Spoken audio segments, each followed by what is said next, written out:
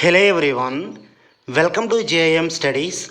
ఈ వీడియోలో మనం 2024 సెప్టెంబర్ నెలకు సంబంధించిన కరెంట్ అఫైర్స్ డిస్కస్ చేద్దాం. వీడియో స్టార్ట్ చేసే ముందు అందరికీ ఒక రిక్వెస్ట్ అండి, ఇంకా ఎవరైనా మన ఛానల్ని సబ్స్క్రైబ్ చేయకపోతే దయచేసి అందరూ కూడా సబ్స్క్రైబ్ చేసుకోండి. అలాగే బెల్ ఐకాన్పై క్లిక్ చేయండి. ఈ వీడియో కానీ మీకు నచ్చినట్లయితే లైక్ చేసి మీ ఫ్రెండ్స్కి కూడా షేర్ చేయండి. ఓకే, ఫస్ట్ వన్ చూద్దాం. మహిళల ఆసియా ఛాంపియన్స్ ట్రోఫీ 2024కు ఏ రాష్ట్రం ఆతిథ్యం ఇవ్వనుంది? Correct answer Bihar.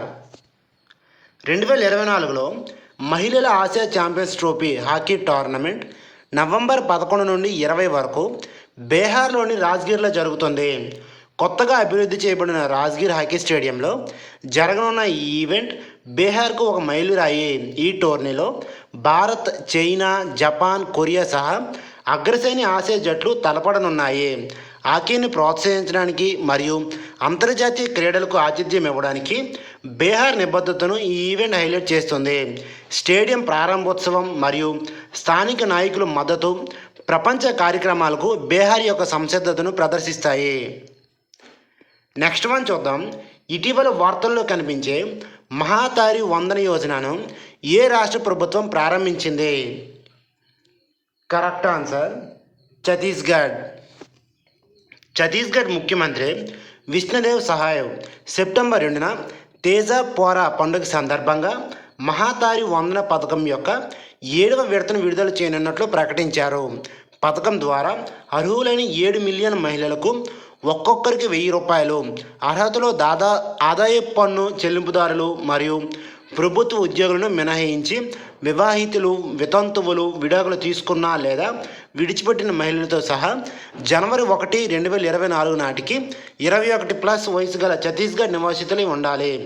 ఛత్తీస్గఢ్ ప్రభుత్వము అవసరమైన మహిళలకు ఆర్థిక సాయం అందించడానికి మహాతారి వందన యోజనను ప్రవేశపెట్టింది. ఈ పథకాన్ని భారత ప్రధాని ప్రారంభించారు. అర్హత పొందిన వారికి ఆర్థిక ప్రయోజనాలు అందించడం ద్వారా ఛత్తీస్గఢ్లోని మహిళలను ఆదుకోవడం దీని లక్ష్యము. నెక్స్ట్ వన్ చూద్దాం. ఇటీవల న్యూఢిల్లీలో కొత్త నోటరీ పోర్టల్ను ప్రారంభించిన మంత్రిత్వ శాఖ ఏది? కరెక్ట్ ఆన్సర్ చట్టము మరియు న్యాయ మంత్రిత్వ శాఖ. డిజిటల్ ఇండియాకు అనుగుణంగా డిజిటల్ సేవలను మెరుగుపరుస్తూ న్యూఢిల్లీలో కొత్త నోటరీ పోర్టల్ను లా అండ్ జస్టిస్ మంత్రిత్వ శాఖ ప్రారంభించింది. పోర్టల్ నోటరీలకు మరియు ప్రజలకు ప్రయోజనం చేకూర్చేలా పేపర్లెస్ మరియు సమర్థవంతమైన వ్యవస్థను అందిస్తుంది. ఇది నోటరీలుగా నియామకం కోసం దరఖాస్తులు, ప్రాక్టీస్ సర్టిఫికేట్లు జారీ మరియు పునరుద్ధరణ, ప్రాక్టీస్ ప్రాంతం మార్పు మరియు వార్షిక టర్నర్ సమర్పణతో సహా ఆన్లైన్ సేవలను అందిస్తుంది. నోటరీలు ఇప్పుడు ఆన్లైన్లో దరఖాస్తులు సమర్పించవచ్చు, వారి పురోగతిని పర్యవేక్షించవచ్చు మరియు భౌతిక సమర్పణల అవసరాన్ని తొలగిస్తూ డీజీ లాకర్ ద్వారా డిజిటల్ సంతకం చేసిన ప్రాక్టీస్ సర్టిఫికేట్లను డౌన్లోడ్ చేసుకోవచ్చు. నెక్స్ట్ వన్ చూద్దాం. ఇటీవల ఏ రాష్ట్ర ప్రభుత్వము 1347 కోట్లతో నీటి సరఫరా ప్రాజెక్టును ప్రారంభించింది? Correct answer Bihar. బీహార్ ముఖ్యమంత్రి నితీష్ కుమార్ సోన్ నది నుండి ఔరంగాబాద్, డెహ్రీ మరియు సంసారములకు తాగునీటిని అందించడానికి 1347 కోట్ల నీటి సరఫరా ప్రాజెక్టును ప్రారంభించారు.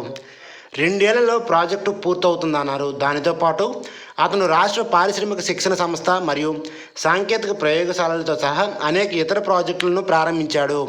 ఇలాగే వివిధ స్వయం సహాయక సంఘాలకు నిధులను కేటాయించారు. ఈ కార్యక్రమాలు మౌలిక సదుపాయాలు మరియు ప్రజా సేవలను మెరుగుపరచడంపై రాష్ట్ర దృష్టిని ప్రతిబింబిస్తాయి. నెక్స్ట్ వన్ చూద్దాం. న్యూఢిల్లీలో ఇటీవల ఏ మంత్రిత్వ శాఖ అగ్రిసూర్ ఫండ్ మరియు కృషి నివేశ్ పోర్టల్ను ప్రారంభించింది? కరెక్ట్ ఆన్సర్ వ్యవసాయము మరియు రైతుల సంక్షేమ మంత్రిత్వ శాఖ.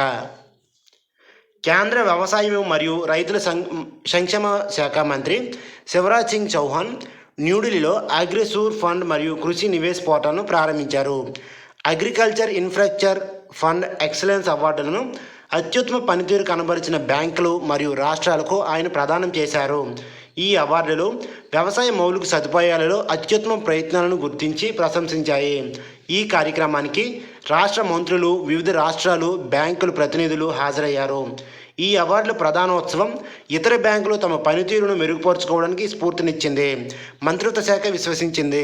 ఏఐఎఫ్ 2022లో పోస్ట్ హార్వెస్టింగ్ మేనేజ్మెంట్, ఇన్ఫ్రాస్ట్రక్చర్ మరియు కమ్యూనిటీ ఫార్మింగ్ ఆస్తులను అభివృద్ధి చేయడానికి ప్రారంభించబడింది. నెక్స్ట్ వన్ చూద్దాం. ఇటీవల పంచాయతీరాజ్ మంత్రిత్వ శాఖ 5 రోజుల రెసిడెన్షియల్ మేనేజ్మెంట్ డెవలప్మెంట్ ప్రోగ్రామ్ని ఏ సంస్థతో నిర్వహిస్తుంది?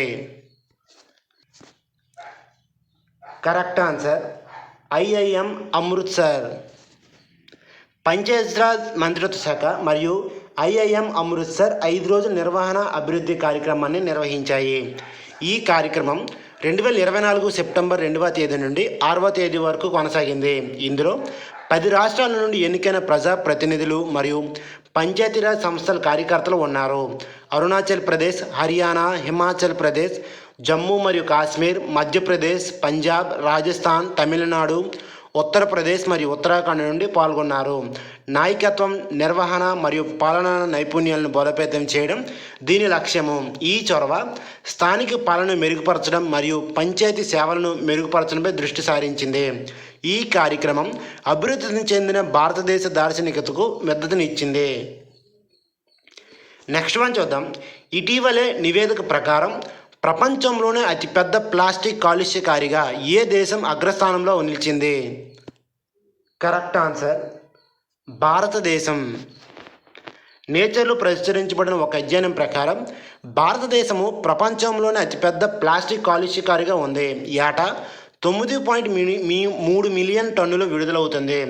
ప్లాస్టిక్ ఉద్గారాలు పర్యావరణంలో నియంత్రిత నుండి అనియంత్రిత స్థితికి కదిలే పదార్థాలుగా నిర్వహించబడ్డాయి. భారతదేశపు ప్లాస్టిక్ కాలుష్యము ప్రపంచ ఉద్గారాలలో 20% వాటాను కలిగి ఉంది. భారతదేశం తలసరి రోజుకు 0.12 కిలోల ప్లాస్టిక్ వ్యర్థాలను ఉత్పత్తి చేస్తుంది. 2020లో గ్లోబల్ ప్లాస్టిక్ వ్యర్థాల ఉద్గారాలు 52.1 మిలియన్ టన్నులుగా ఉన్నాయి. నైజీరియా మరియు ఇండోనేషియా వరుసగా 3.5 మరియు 3.4 మిలియన్ టన్నులతో 2వ మరియు 3వ అతిపెద్ద కాలుష్య కారకాలుగా ఉన్నాయి. అధిక ఆదాయ దేశాలు అధిక వ్యర్థాల రేట్లు కలిగి ఉంటాయి, అయితే మెరుగైన సేకరణ మరియు పారివేశ వ్యవస్థలు ఉన్నాయి. నెక్స్ట్ వన్ చూద్దాం. ఇటీవల వార్తల్లో కనిపిస్తున్న పోల్తావా సిటీ ఏ దేశంలో ఉంది? Correct answer Ukraine. ఉక్రెయిన్లోని పోల్తావాపై రష్యా క్షిపణి దాడిలో 51 మంది మరణించగా 271 మంది గాయపడ్డారు. పోల్తావా అనేది తూర్పు మధ్య ఉక్రెయిన్లోని ఒక నగరము. ఇది కైవుకు తూర్పున 300 కిలోమీటర్ల దూరంలో వర్సాక్లా నది వెంబడి ఉంది. పురావస్తు ఆధారాలు దాని మూలాలను 8వ 9వ శతాబ్దాల్లో గుర్తించాయి. ఇది మొదటిసారిగా 1174లో ప్రస్తావించబడింది. ఈ నగరము 13వ శతాబ్దంలో టాటార్లచే నాశనం చేయబడింది మరియు 17వ శతాబ్దం నాటికి కోసాక్ రెజిమెంట్ కేంద్రంగా మారింది. 1709లో పీటర్ ది గ్రేట్ స్వీడన్కు చెందిన చార్లెస్ 12ని పోల్తావాలో ఓడించారు. రష్యా శక్తిగా ఎదిగింది. ఆధునిక పోల్తావా 2వ ప్రపంచ యుద్ధం తర్వాత పునర్నిర్మించబడి మరియు ఇది ఒక కీలకమైన వ్యవసాయ కేంద్రంగా ఉంది. నెక్స్ట్ వన్ చూద్దాం. ఇటీవల అరుణ్ గోయల్ ఏ దేశానికి భారత రాయబారిగా నియమితులయ్యారు? క్రొయేషియా. రిటైర్డ్ ఐఏఎస్ అధికారి మరియు భారత మాజీ ఎన్నికల కమిషనర్ అరుణ్ గోయల్ విదేశాంగ మంత్రిత్వ శాఖ క్రొయేషియాలో భారత రాయబారిగా నియమించింది. మార్చి 2024లో ఆయన పదవి విరమణ చేసిన తర్వాత ఈ కొత్త పాత్ర ప్రజాసేవకు ఆయన చేసిన నిరంతర సహకారాన్ని హైలైట్ చేస్తుంది. పరిపాలన అతని విస్తృతమైన అనుభవం భారతదేశం మరియు క్రొయేషియా మధ్య దౌత్య సంబంధాలను బలోపేతం చేయడంలో సహాయపడుతుంది. ఇది అతని విశిష్ట వృత్తి జీవితంలో ఒక ముఖ్యమైన దశను సూచిస్తుంది. నెక్స్ట్ వన్ చూద్దాం. ఇటీవల all India institute of medical science ఏ నగరంలో పొగాకు విరమణ క్లినిక్ని ప్రారంభించింది? Correct answer New Delhi. All India institute of medical sciences September 10, 2024న న్యూఢిల్లీలో పొగాకు విరమణ క్లినిక్ని ప్రారంభించింది. ఈ clinic national drug defence treatment centre మరియు ఇన్స్టిట్యూట్ యొక్క పల్మనరీ, క్రిటికల్ మరియు స్లీప్ డిపార్ట్మెంట్ మధ్య సహకారంతో ఉంది. మందు క్లినిక్ యొక్క లక్ష్యము పొగాకు వ్యసనంతో పోరాడుతున్న వ్యక్తులకు సహాయం చేయడము. పొగాకు వాడడం అనేది భారతదేశంలో రెండవ అతిపెద్ద వినియోగదారు మరియు మూడవ అతి పెద్ద పొగాకు ఉత్పత్తిదారుగా ఉన్న భారతదేశంలో ఒక ప్రధాన ఆరోగ్య సమస్య. గ్లోబల్ అడల్ట్ టొబాకో సర్వే 2 ప్రకారం 28.6% భారతీయ పెద్దలు 15 మరియు అంతకంటే ఎక్కువ వయసు గలవారు ఏదో ఒక రూపంలో పొగాకును ఉపయోగిస్తున్నారు. నెక్స్ట్ వన్ చూద్దాం. పిఎంఈ డ్రైవ్ స్కీమ్ ఇటీవల వార్తల్లో కనిపించింది. భారతదేశంలో ఎలక్ట్రికల్ మొబిలిటీని ప్రోత్సహించడానికి ఏ మంత్రిత్వ శాఖ ప్రతిపాదించింది? కరెక్ట్ ఆన్సర్ భారీ పరిశ్రమల మంత్రిత్వ శాఖ. ఎఫ్ఏఎంఈ ప్రోగ్రాం స్థానంలో విద్యుత్ మొబిలిటీని ప్రోత్సహించడానికి పిఎంఈ డ్రైవ్ స్కీమ్ను కేంద్ర మంత్రివర్గం ఆమోదం తెలిపింది. ఇది భారీ పరిశ్రమల మంత్రిత్వ శాఖ ప్రతిపాదించిన 2 ఏళ్లలో 10,900 కోట్ల బడ్జెట్ను కలిగి ఉంది. ఈవీ కొనుగోలుకు ముందస్తు ప్రోత్సాహకాలను అందించడం ద్వారా ఎలక్ట్రికల్ వాహనాల స్వీకరణను పెంచడం ఈ పథకం లక్ష్యము. ఇది ఈవీ వినియోగానికి మద్దతుగా అవసరమైన ఛార్జింగ్ మౌలిక సదుపాయాలు నిర్మించడంపై దృష్టి పెడుతుంది. రవాణా పర్యావరణ ప్రభావాన్ని తగ్గించడం మరియు గాలి నాణ్యతను మెరుగుపరచడం లక్ష్యము. ఈ పథకము సుస్థిరతను పెంపొందించడానికి ఈవీలు, సామూహిక ప్రజా రవాణా మరియు అధునాతన ఈవీ సాంకేతికతలను ప్రోత్సహిస్తుంది. నెక్స్ట్ వన్ చూద్దాం. ఇటీవల ఏ రాష్ట్ర ప్రభుత్వము 2024-25 విద్యా సంవత్సరానికి క్రీడా క్యాలెండర్లో పిట్టుని చేర్చింది? Correct answer Madhya Pradesh. మధ్యప్రదేశ్ ప్రభుత్వము కళాశాలల కోసం తన 2024-25 స్పోర్ట్స్ క్యాలెండర్లో పిట్టును జోడించింది. భాగవత పురాణంలో పేర్కొన్న శ్రీకృష్ణుడితో ముడిపడి ఉన్న సాంప్రదాయిక ఆట అయిన పిట్టును పునరుద్ధరించడం దీని లక్ష్యము. పిట్టు 26 మీటర్లు ఇంటూ 14 మీటర్ మైదానంలో 6 ఆటగాళ్లతో కూడిన జట్లతో ఒక్కొక్క జట్టుకు 4 ప్రత్యయంతో ఆడుతారు. స్ట్రైకర్ బృందం 7 రంగుల టైల్స్ను పగలగొట్టి మళ్ళీ సమీకరించింది. డిఫెండింగ్ బృందం వాటిని ఆపడానికి ప్రయత్నిస్తుంది. పిట్టును పునరుద్ధరించడం విద్యార్థులను వారి వారసత్వంతో అనుసంధానిస్తుంది మరియు 2021లో ప్రధానమంత్రి ప్రస్తావన తర్వాత దృష్టిని ఆకర్షించింది. ఇది జాతీయ క్రీడల సమయంలో ప్రదర్శించబడింది మరియు 2015-16లో లగోరీ ప్రపంచ కప్ను కలిగి ఉంది. నెక్స్ట్ వన్ చూద్దాం. ఇటీవల వార్తల్లో కనిపించే ఒనిటిస్ బోర్డాటి ఏ జాతికి చెందినది?